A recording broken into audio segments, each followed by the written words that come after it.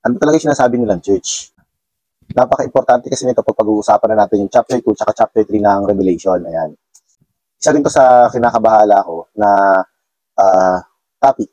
Kasi nga, majority sa mga sa Christianidad ay hindi naman nila talaga alam, o kung alam man nila, hindi nila pinapractice ng tama kung ano ba talaga yung church.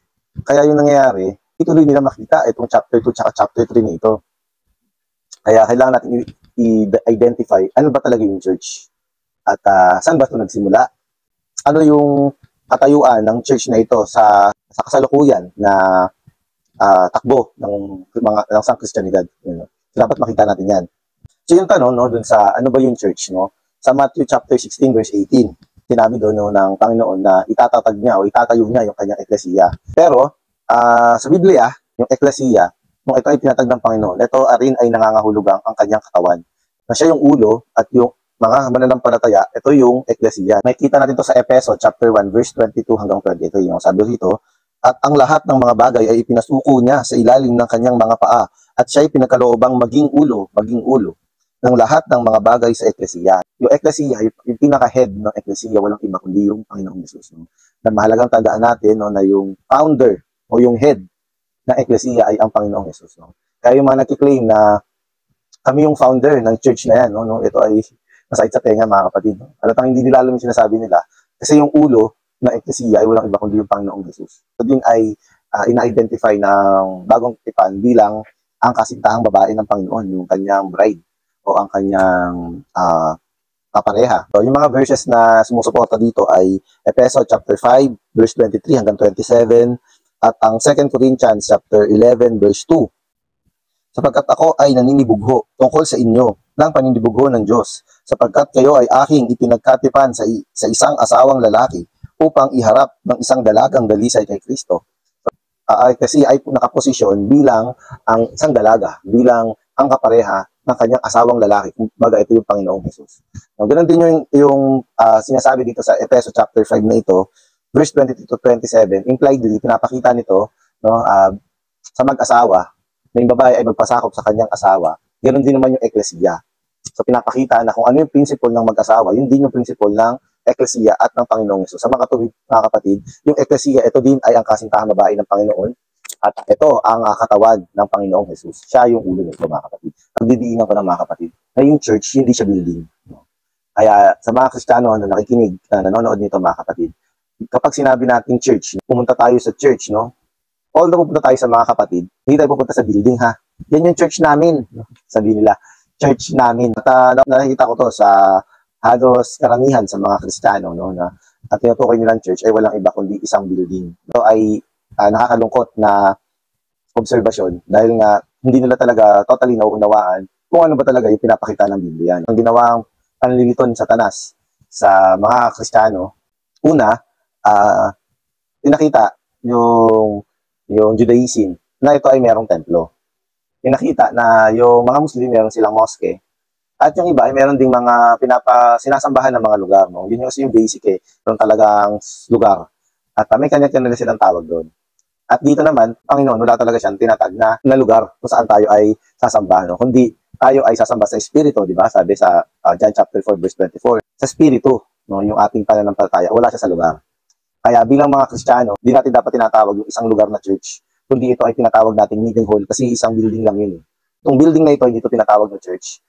Bahay pulungan, ganyan. So, ito yung sama-samang mga Kristiyano. So, dagdagan pa natin yung mga citation natin. Unang Korinto, chapter 12, verse 12 to 13. At kung paanong ang katawan ay iisa, ang katawan, di ba yung katawan ito yung eklesiya, di ba? At may maraming sangkap.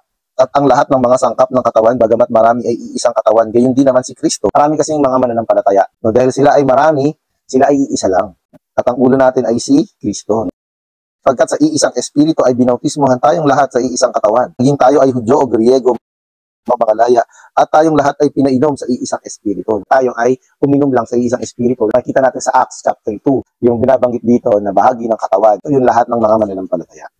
At ito ay may malaking kaugnayan sa naging karanasan mo kung ikaw ay natapos mabautismohan sa tubig sa pangalan ng Ama, ng Anak at ng Espiritu.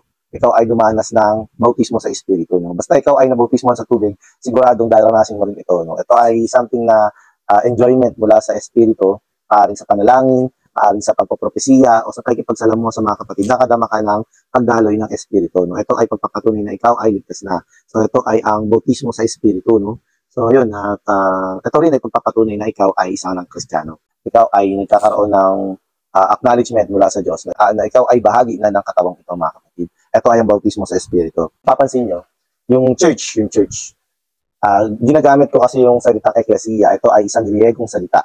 At ito ay nangangahulugang tinawag palabas. No? Ito ay tinatawag assembly or called out ones.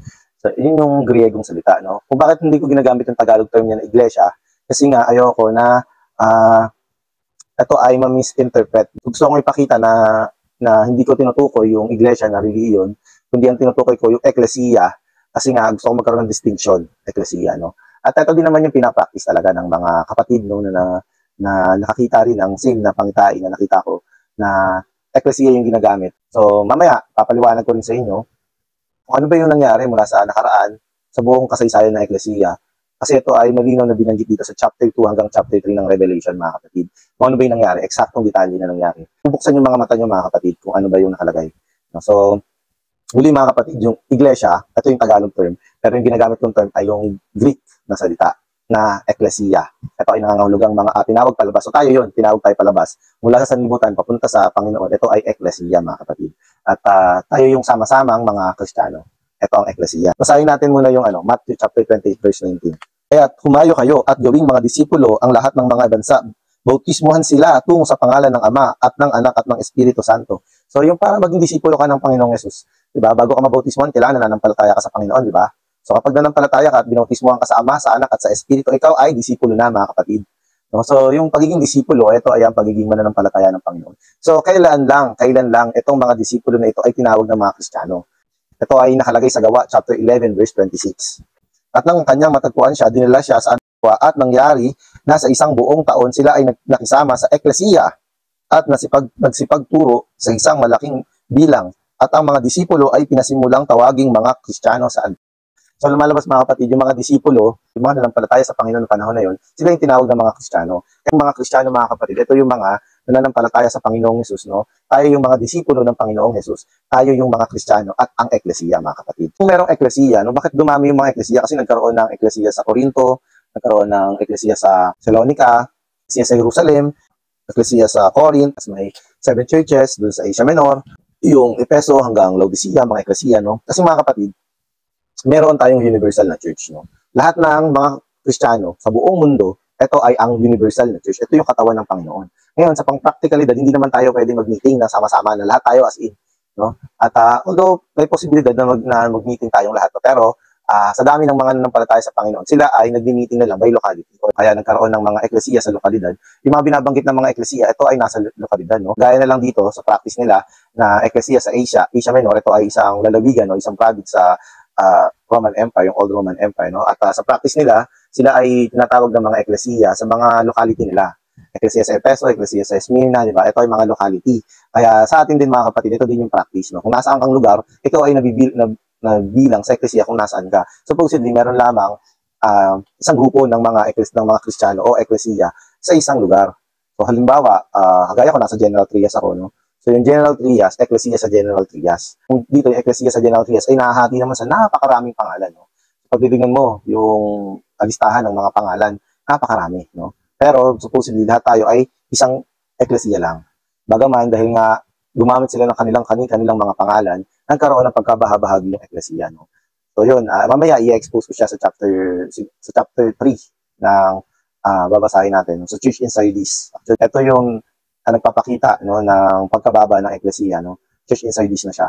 So Church Inside This, dun ko tatalakayin kung bakit nagkaroon ng iba't ibang pangalan yung mga Kristiyano, no? Ito kasi ay pinakita dito sa Revelation.